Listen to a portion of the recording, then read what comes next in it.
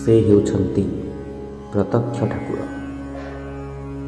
ଡାକିଦେଲେ ଭକ୍ତର ଡାକ ଶୁଣନ୍ତି। ଲୋକକଥା ଅନୁଯାୟୀ ସର୍ପାଘାତରେ ପୀଡ଼ିତ ବ୍ୟକ୍ତିବିଶେଷଙ୍କର ବାବାଙ୍କ ଉପରେ ପ୍ରଗାଢ଼ ବିଶ୍ୱାସ। କୁହାଯାଏ ଡାକ୍ତରଖାନାରୁ ଫେରିଆସିଥିବା ପୀଡ଼ିତ ବ୍ୟକ୍ତିର ଏଠାରେ ସତିଆ ହୁକୁମରେ ବିଷହରଣ ହୋଇଯାଏ। ସର୍ପାଘାତ ପାଇଥିବା ବ୍ୟକ୍ତି ମନ୍ଦିର ପ୍ରାଙ୍ଗଣରେ ଥିବା ପୋଖରୀରେ ଗାଧୋଇ ଆସି ବାବାଙ୍କ ପାଖରେ ଅଧିଆ ପଡ଼ନ୍ତି। ଅଧିଆ ପଡ଼ିବାର କିଛି ସମୟ ପରେ ବାବାଙ୍କ ପଛରେ ଥିବା ବଡ଼ ଝିଟିପିଟି ସତିଆ ଡାକ ଦେବା ପରେ ହୁକୁମ କାମ କରେ, ଆଉ ପୀଡ଼ିତର ବିଷ ହରଣ ହୋଇଯାଏ।